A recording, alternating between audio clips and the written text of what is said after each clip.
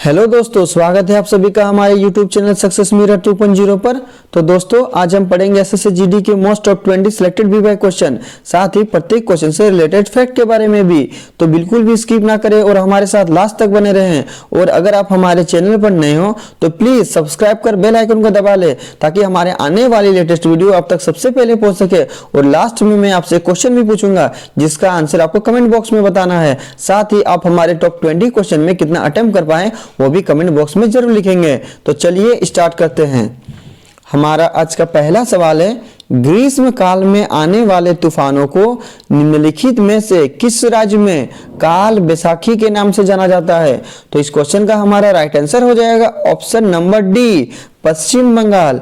ग्रीष्म काल में आने वाले तूफानों को पश्चिम बंगाल राज्य में काल बैसाखी के नाम से जाना जाता है। जब बात पश्चिम बंगाल की हो रही है तो आइए इनसे रिलेटेड कुछ महत्वपूर्ण फैक्ट के बारे में जानते हैं। जैसे पश्चिम बंगाल की राजधानी कहाँ है?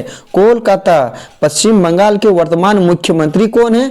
ममता बनर्जी। पश्चिम बंगाल के वर्तमान राज्यपाल कौन है? सीवी आनंद बोस। पश्चिम बंगाल के प्रमुख त्योहार कौन सा है? दुर्गा पूजा का त्योहार। साथ ही पश्चिम बंगाल का राजकीय नृत्य क्या होता है? तो पश्चिम बंगाल के राजकीय नृत्य गोड़िया नृत्य होता है। और छऊ नृत्य भी पश्चिम बंगाल में बहुत ही प्रसिद्ध है। तो ये सभी पॉइंट आपके एग्जाम के लिए बहुत ही इंपॉर्टेंट है। तो सभी को आप अच्छे से अपनी नोटबुक में लिख लिया करेंगे।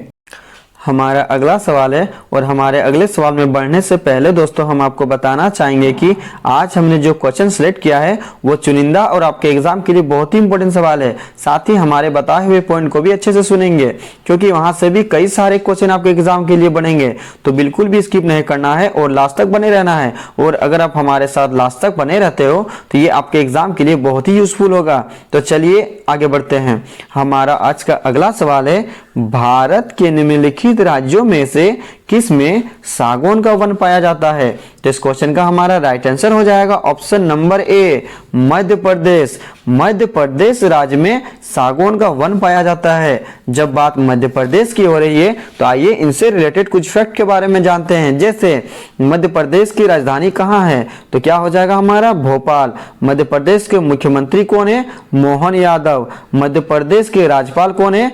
गंगूबाई छगनबाई पटेल। वहीं मध्य प्रदेश का प्रमुख त्योहार कौन सा है? तो खजुराहो और मालवा का उत्सव मध्य प्रदेश का प्रमुख त्योहार है। वहीं मध्य प्रदेश का प्रमुख लोक नृत्य कौन सा है? तो काठी का लोक नृत्य। काठी का लोक नृत्य मध्य प्रदेश का प्रमुख लोक नृत्य है। तो ये सभी पॉइंट आपके एग्जाम के लिए बहुत इंपॉर्टेंट हैं। हमारा अगला सवाल है, गोल क्रांति रावण रिवोल्यूशन का संबंध किससे है? तो गोल क्रांति का संबंध किससे हो जाएगा? तो इस क्वेश्चन का हमारा राइट आंसर हो जाएगा ऑप्शन नंबर बी, आलू उत्पादन। गोल क्रांति का संबंध आलू के उत्पादन से है। वहीं टमाटर के उत्पादन से किस क्रांति का संबंध है? तो हमारा हो जाएगा लाल क्रांति। लाल क्रांति का संबंध टमाटर के उत्पादन से है। अंडा का उत्पादन किस क्रांति से संबंधित है? तो अंडा का उत्पादन हमारा हो जाएगा रजत क्रांति। रजत क्रांति का संबंध अंडा के उत्पादन से है। तो ये सभी पॉइंट आपके एग्जाम के लिए बहुत ही इंपॉर्टेंट है। हमारा अगला सवाल है, कामाख्या मंदिर भारत के किस आधुनिक राज्य में स्थित है? तो इस क्वेश्चन का हमारा राइट आंसर हो जाएगा option number D, Assam. Kamakhya मंदिर असम राज्य में स्थित है। जब बात असम की हो रही है तो आइए इनसे रिलेटेड कुछ फैक्ट के बारे में जानते हैं। जैसे असम की राजधानी कहाँ है? दिसपुर। असम के मुख्यमंत्री कौन है? हिमंत बिश्व शर्मा। असम के राज्यपाल कौन है? गुलाब चंद कटारिया। और असम का प्रमुख त्योहार कौन सा है? बिहू। ये बहुत ही इंपॉर्टेंट सवाल है, अक्सर एग्जाम में पूछा जाता है। बिहू किस राज्य का प्रमुख त्योहार है? तो हमारा हो जाएगा असम। वहीं असम का प्रमुख लोक नृत्य कौन सा है? तो असम का प्रमुख लोक नृत्य बागुरुम्बा एवं बिहू नृत्य। ये दोनों नृत्य असम के लिए बहुत ही प्रसिद्ध नृत्य है। तो ये सभी पॉइंट आपके एग्जाम के लिए बहुत ही इंपॉर्टेंट हैं। हमारा अगला सवाल है, निम्नलिखित में से किस पर्वतीय स्थल के नाम का अर्थ वज्रपात स्थल है? तो इस क्वेश्चन का हमारा राइट आंसर हो जाएगा option number A, Darjeeling. Darjeeling के पर्वतीय स्थल का नाम का अर्थ वज्रपात स्थल है। और दार्जिलिंग को वज्रपात स्थल के रूप में क्यों जाना जाता है?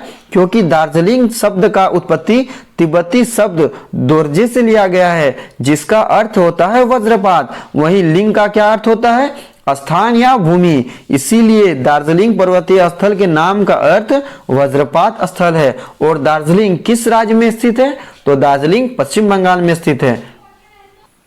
हमारा अगला सवाल है, ए पैसेज टू इंडिया किसके द्वारा रचित है? ये बहुत ही इंपॉर्टेंट सवाल है। साथ ही हमेशा एग्जाम में बुक्स एंड राइटर से रिलेटेड एक क्वेश्चन अक्सर एग्जाम में पूछा जाता है और ये टॉपिक आपके एग्जाम के लिए बहुत इंपॉर्टेंट है, तो आपको इस टॉपिक को अच्छे से क्लियर कर लेनी है। तो चलिए देखते हैं, ए पैसेज टू इंडिया किसके द्वारा रचित है? तो इस क्वेश्चन का हमारा राइट आंसर हो जाएगा option number B, E.M. Foster. E.M. Foster ने ए पैसेज टू इंडिया नामक पुस्तक को लिखा। वहीं अगर आपसे क्वेश्चन पूछा जाए ए पैसेज टू इंग्लैंड, यहाँ पर हमारा इंडिया दिया हुआ है, वहां पर अगर सिर्फ इंग्लैंड कर दिया जाए यानी ए पैसेज टू इंग्लैंड के रचयिता कौन है? तो हमारा इसका राइट आंसर क्या हो जाएगा? Option number A, Neerad Singh Chaudhary. Neerad Singh Chaudhary ने ए पैसेज टू इंग्लैंड नामक पुस्तक को लिखा। तो यहां से आपका एग्जाम के लिए 2 क्वेश्चन बनता है और ये दोनों ही आपके एग्जाम के लिए बहुत इंपॉर्टेंट है।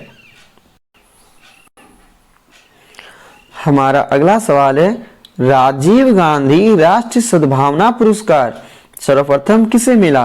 तो इस क्वेश्चन का हमारा राइट आंसर हो जाएगा option number A, mother Teresa. Mother Teresa को सर्वप्रथम राजीव गांधी राष्ट्रीय सद्भावना पुरस्कार से सम्मानित किया गया। राजीव गांधी राष्ट्रीय सद्भावना पुरस्कार की शुरुआत कब हुई? 1985 ईस्वी में। और मदर टेरेसा को राजीव गांधी राष्ट्रीय सद्भावना पुरस्कार से कब सम्मानित किया गया? 1992 ईस्वी को। साथ ही राजीव गांधी राष्ट्रीय सद्भावना पुरस्कार के तहत वर्तमान में 25 लाख रुपए और एक प्रशस्ति पत्र दिया जाता है। तो ये सभी पॉइंट आपके एग्जाम के लिए बहुत इंपॉर्टेंट हैं। हमारा अगला सवाल है, मारिया शारापोवा किस देश की महिला टेनिस खिलाड़ी है? तो इस क्वेश्चन का हमारा राइट आंसर हो जाएगा ऑप्शन नंबर सी, रूस। मारिया शारापोवा रूस देश की महिला टेनिस खिलाड़ी है। जब बात रूस की हो रही है तो आइए इनसे रिलेटेड कुछ मोस्ट वीवीआई फैक्ट के बारे में जानते हैं। जैसे रूस की राजधानी कहाँ है? मॉस्को। रूस के प्रधानमंत्री कौन है? Mikhail Mishustin. रूस के राष्ट्रपति कौन है? Vladimir Putin. रूस की मुद्रा का क्या नाम है? रूबल। रूस का राष्ट्रीय खेल कौन सा है? शतरंज और फुटबॉल। ये सभी पॉइंट आपके एग्जाम के लिए बहुत ही इंपॉर्टेंट है, तो सभी को अच्छे से अपने नोटबुक में लिख लेना है। हमारा अगला सवाल है, डीएनए का डबल हेलिक्स मॉडल किसने दिया? तो डीएनए का डबल हेलिक्स मॉडल किसने दिया? इस क्वेश्चन का हमारा राइट आंसर हो जाएगा ऑप्शन नंबर बी, वाटसन एवं क्रिक। वाटसन एवं क्रिक ने डीएनए का डबल हेलिक्स मॉडल दिया। वहीं लुवेनहॉक ने सबसे पहले जीवित कोशिका की खोज की। साथ ही जीवाणु की खोजकर्ता के रूप में लुवेनहॉक को जाना जाता है। जॉन डाल्टन ने परमाणु के सिद्धांत दिया था। ग्रेगर मेंडल को आनुवांशिकता का पिता भी कहा जाता है या आनुवांशिकता का जनक भी कहा जाता है। तो ये सभी पॉइंट आपके एग्जाम के लिए बहुत ही इंपॉर्टेंट हैं। हमारा अगला सवाल है, पर्यावरण संरक्षण के लिए कौन सी अंतरराष्ट्रीय एजेंसी कार्य कर रही है? तो इस क्वेश्चन का हमारा राइट आंसर हो जाएगा option number C, Greenpeace. पर्यावरण संरक्षण के लिए ग्रीन पीस अंतरराष्ट्रीय एजेंसी कार्य कर रही है, जिसकी स्थापना 1971 को हुई और वैंकूवर कनाडा में हुई। हमारा अगला सवाल है, परमाणु शक्ति संयंत्र किस सिद्धांत पर कार्य करता है? तो इस क्वेश्चन का हमारा राइट आंसर हो जाएगा ऑप्शन नंबर ए, नाभिकीय विखंडन। परमाणु शक्ति संयंत्र नाभिकीय विखंडन के सिद्धांत पर कार्य करता है। वहीं नाभिकीय विखंडन से रिलेटेड एक क्वेश्चन एग्जाम में पूछा जाता है, परमाणु बम किस सिद्धांत पर कार्य करता है? तो परमाणु बम नाभिकीय विखंडन के सिद्धांत पर कार्य करता है। वहीं अगर आपसे पूछा जाए हाइड्रोजन बम किस सिद्धांत पर कार्य करेगा, तो हमारा हो जाएगा ऑप्शन नंबर बी, नाभिकीय संलयन। हाइड्रोजन बम नाभिकीय संलयन के सिद्धांत पर कार्य करता है और परमाणु बम हमारा नाभिकीय विखंडन के सिद्धांत पर कार्य करता है। साथ ही दोस्तों हमें सूर्य से जो ऊर्जा प्राप्त होती है वह भी हमारा नाभिकीय संलयन के सिद्धांत पर ही प्राप्त होता है। तो ये भी क्वेश्चन आपके एग्जाम में पूछा जा सकता है कि सूर्य से जो ऊर्जा हमें प्राप्त होती है वह किस सिद्धांत पर प्राप्त होती है। तो हो जाएगा हमारा क्या, नाभिकीय संलयन। तो ये सभी पॉइंट को आप अच्छे से अपनी नोटबुक में लिख लिया करेंगे। हमारा अगला सवाल है, गौतम बुद्ध द्वारा भिक्षुणी संघ की स्थापना कहाँ की गई थी। तो इस क्वेश्चन का हमारा राइट आंसर हो जाएगा ऑप्शन नंबर सी, वैशाली में। गौतम बुद्ध द्वारा भिक्षुणी संघ की स्थापना वैशाली में की गई थी। जब बात गौतम बुद्ध की हो रही है तो आइए इनसे रिलेटेड कुछ फैक्ट के बारे में जानते हैं। जैसे गौतम बुद्ध का जन्म कब हुआ था, तो गौतम बुद्ध का जन्म 563 ईसा पूर्व लुम्बिनी में हुआ था। गौतम बुद्ध की मृत्यु कब हुई थी, 483 ईसा पूर्व 80 वर्ष की अवस्था में कुशीनगर में हुई थी। गौतम बुद्ध ने अपना पहला उपदेश कहाँ दिया था, सारनाथ में। गौतम बुद्ध ने सबसे ज्यादा उपदेश कहाँ दिया था, श्रावस्ती में। साथ ही गौतम बुद्ध को the light of Asia, Asia का ज्योतिपुंज भी कहा जाता है। तो ये सभी फैक्ट आपके एग्जाम के लिए बहुत ही इंपॉर्टेंट है, तो सभी को अच्छे से अपने नोटबुक में लिख लिया करेंगे। हमारा अगला सवाल है, हड़प्पा सभ्यता की खोज किसने की थी। तो इस क्वेश्चन का हमारा राइट आंसर हो जाएगा option number D, Dayaram Sahni. Harappa सभ्यता की खोज दयाराम साहनी ने 1921 ईस्वी में की। वहीं अगर आपसे क्वेश्चन पूछा जाए मोहनजोदारो की खोज किसने की, तो मोहनजोदारो की खोज राखलदास बनर्जी ने सन 1922 ईस्वी में की। जब बात हड़प्पा सभ्यता की हो रही है तो आइए इनकी कुछ विशेषताओं के बारे में जानते हैं। जैसे हड़प्पा सभ्यता का अन्य नाम क्या है, तो हड़प्पा सभ्यता का अन्य नाम सिंधु घाटी की सभ्यता है। हड़प्पा सभ्यता को सिंधु घाटी की सभ्यता के उपनाम से भी जाना जाता है। साथ ही हड़प्पा सभ्यता की सबसे ऊंची इमारत का क्या नाम है, तो वृहत अन्नागार। वृहत अन्नागार हड़प्पा सभ्यता की सबसे ऊंची इमारत का नाम है। हड़प्पा सभ्यता एक नगर योजना संबंधित सभ्यता थी, जिसे हम लोग बोलते हैं कांस्य युगीन की सभ्यता। तो ये सभी पॉइंट आपके एग्जाम के लिए बहुत ही इंपॉर्टेंट हैं। हमारा अगला सवाल है, निम्नलिखित में से कौन कविराज के नाम से विख्यात था। तो इस क्वेश्चन का हमारा राइट आंसर हो जाएगा ऑप्शन नंबर ए, भोज परमार। भोज परमार को कविराज के नाम से विख्यात था। और भोज परमार को कविराज की संज्ञा क्यों दी गई थी, तो राजा भोज बहुत बड़े वीर और प्रतापी होने के साथ साथ प्रकांड पंडित और गुणग्राही थे। साथ ही इन्होंने कई विषयों के अनेक ग्रंथों का निर्माण किया था और ये बहुत अच्छे कवि एवं दार्शनिक और ज्योतिषी भी थे। अच्छा, भोज परमार किस वंश के शासक थे, तो भोज परमार परमार वंश के शासक थे। तो ये सभी पॉइंट आपके एग्जाम के लिए बहुत ही इंपॉर्टेंट है। हमारा अगला सवाल है, किस पुर्तगाली गवर्नर ने नीले पानी की नीति, ब्लू वाटर पॉलिसी अपनाई। तो इस क्वेश्चन का हमारा राइट आंसर हो जाएगा option number A, Francisco de Almeida. Francisco de Almeida Bharat के पहले पुर्तगाली गवर्नर जनरल थे जिन्होंने नीले पानी की नीति अपनाई और इन्होंने भारत में 1505 से लेकर के 1509 तक शासन किया था। वहीं बात करते हैं अल्फांसो डी अल्बुकर्क ने, तो ये भारत के दूसरे पुर्तगाली गवर्नर जनरल थे जिन्होंने 1509 से लेकर 1515 तक भारत में शासन किया था और इन्होंने साम्राज्यवाद की नीति की शुरुआत की थी। वहीं नुनो दा कुन्हा भी पुर्तगाली गवर्नर थे जिन्होंने अपनी राजधानी को कोचीन से गोवा स्थानांतरित किया था। तो ये सभी पॉइंट आपके एग्जाम के लिए बहुत इंपॉर्टेंट है, तो सभी पॉइंट को अच्छे से अपने नोटबुक में लिख लिया करेंगे। हमारा अगला सवाल है, भारत पर आक्रमण करने वाले किस ईरानी शासक को ईरान का नेपोलियन कहा जाता है।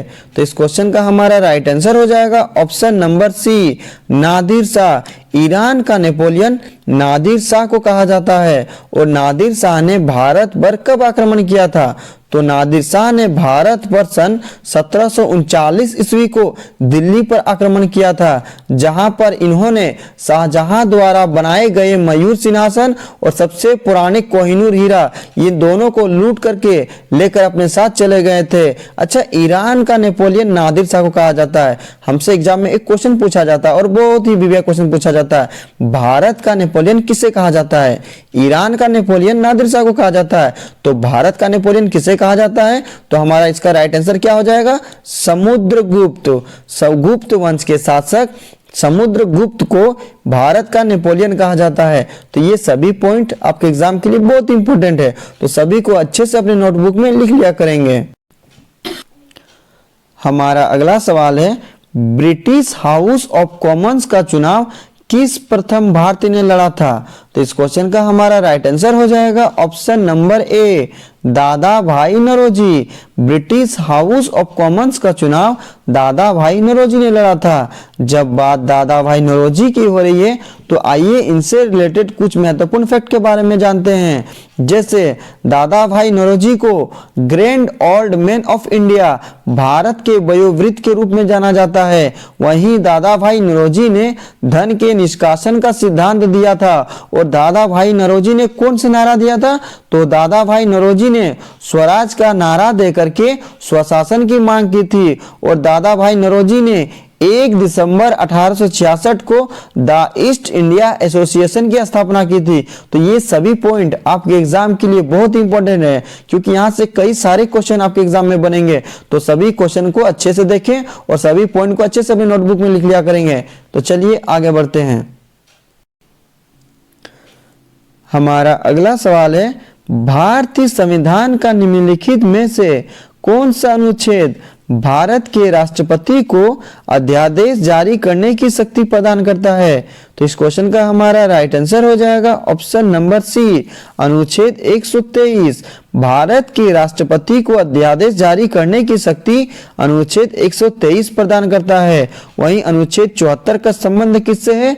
तो अनुच्छेद 74 का संबंध मंत्री परिषद के गठन से है। अनुच्छेद 78 का संबंध किससे है? तो अनुच्छेद 78 का संबंध भारत के प्रधानमंत्री के कर्तव्यों को विश्लेषित करता है। अनुच्छेद 124 के 2 के तहत क्या वर्णन है? तो अनुच्छेद 124 के 2 के तहत सर्वोच्च न्यायालय के न्यायाधीशों की नियुक्ति और राष्ट्रपति द्वारा सर्वोच्च न्यायालय और राज्यों में उच्च न्यायालय के मुख्य न्यायाधीशों की नियुक्ति करने के लिए वो मुख्य न्यायाधीश से परामर्श लेता है। तो ये सभी पॉइंट आपके एग्जाम के लिए बहुत इंपॉर्टेंट है, तो सभी को अच्छे से अपने नोटबुक में लिख लिया करेंगे। हमारा अगला सवाल है, केंद्र राज्य संबंधों पर विचार करने के लिए सरकारिया आयोग का गठन कब किया गया था? तो इस क्वेश्चन का हमारा राइट आंसर हो जाएगा ऑप्शन नंबर सी, 1983। केंद्र राज्य संबंधों पर विचार करने के लिए सरकारिया आयोग का गठन 1983 में किया गया था। हमारा आज का अंतिम सवाल है, और अंतिम सवाल में जाने से पहले दोस्तों हम आपको बताना चाहेंगे कि आज हमने जो भी टॉप 20 क्वेश्चन आपको करवाया वो सारे के सारे इंपॉर्टेंट है और आपके एग्जाम में यहाँ से पूछे जा सकते हैं। तो सभी क्वेश्चंस और सभी बताए गए पॉइंट को अच्छे से अपने नोटबुक में लिख लिया करेंगे। साथ ही आप अपने दोस्तों को जरूर शेयर कर दिया करेंगे दोस्तों, ताकि वो भी अच्छे से जीडी की तैयारी कर पाए। तो चलिए आगे बढ़ते हैं। हमारा आज का अंतिम प्रश्न है, भारत का सर्वाधिक अवरक उत्पादक राज्य कौन सा है? तो इस क्वेश्चन का हमारा राइट आंसर हो जाएगा option number A, Andhra Pradesh. Andhra Pradesh Bharat में सबसे ज्यादा अवरक का उत्पादन करता है। जब बात आंध्र प्रदेश की हो रही है तो आइए इनसे रिलेटेड कुछ महत्वपूर्ण फैक्ट के बारे में जानते हैं। जैसे आंध्र प्रदेश की राजधानी कहाँ है? तो आंध्र प्रदेश की राजधानी अमरावती है। आंध्र प्रदेश के मुख्यमंत्री कौन हैं? तो आंध्र प्रदेश के मुख्यमंत्री वाई.एस. जगनमोहन रेड्डी है। आंध्र प्रदेश के राज्यपाल कौन हैं? तो आंध्र प्रदेश के राज्यपाल एस. अब्दुल नजीर है। आंध्र प्रदेश में कौन सी भाषा बोली जाती है? ये बहुत ही इंपॉर्टेंट सवाल है। तो आंध्र प्रदेश में तेलुगु भाषा बोली जाती है। वहीं आंध्र प्रदेश का सबसे प्रमुख लोक नृत्य कौन सा है? तो क्या हो जाएगा हमारा कुचिपुड़ी। एग्जाम में क्वेश्चन पूछा जाता है कुचिपुड़ी का त्योहार किस राज्य में मनाया जाता है? तो कुचिपुड़ी का नृत्य किस राज्य से संबंधित है? तो हमारा क्या हो जाएगा आंध्र प्रदेश। तो ये सभी पॉइंट आपके एग्जाम के लिए बहुत इंपॉर्टेंट है, तो सभी को अच्छे से अपनी नोटबुक में लिख लिया करेंगे। अब लास्ट वीडियो के क्वेश्चन का आंसर। लास्ट वीडियो में मैंने आपसे क्वेश्चन पूछा था कि किसे एशिया की रोशनी द लाइट ऑफ एशिया कहा जाता है? तो इस क्वेश्चन का हमारा राइट आंसर ऑप्शन बी था, गौतम बुद्ध। और लगभग सभी स्टूडेंट ने इसका सही जवाब दिया और मोस्टली स्टूडेंट ने इसके बारे में डिटेल्स में लिखा। तो मैं आपको फिर बोलूंगा कि क्वेश्चन के बारे में आपको जितना ज्यादा से ज्यादा पता हो उन्हें लिखा करो, क्योंकि जो चीजें आप लिख देते हो उन्हें आप कभी नहीं भूलते हो। अब आपके लिए आज का सवाल। आज का सवाल है सरहुल पर्व का संबंध किस राज्य से है? तो सरहुल पर्व का संबंध किस राज्य से है? 4 ऑप्शन दिया गया है। राइट आंसर आपको कमेंट बॉक्स में लिखना है। साथ ही आप हमारे टॉप 20 क्वेश्चन में कितना अटेम्प्ट कर पाए वो भी कमेंट बॉक्स में जरूर लिखेंगे दोस्तों। आई होप दोस्तों आपको हमारी वीडियो पसंद आई है, तो please like share and subscribe कर बेल आइकन को जरूर दबा लेंगे ताकि हमारे आने वाली लेटेस्ट वीडियो आप तक सबसे पहले पहुंच जाए। तो चलिए मिलते हैं नेक्स्ट वीडियो में, तब तक के लिए बाय बाय, टेक केयर।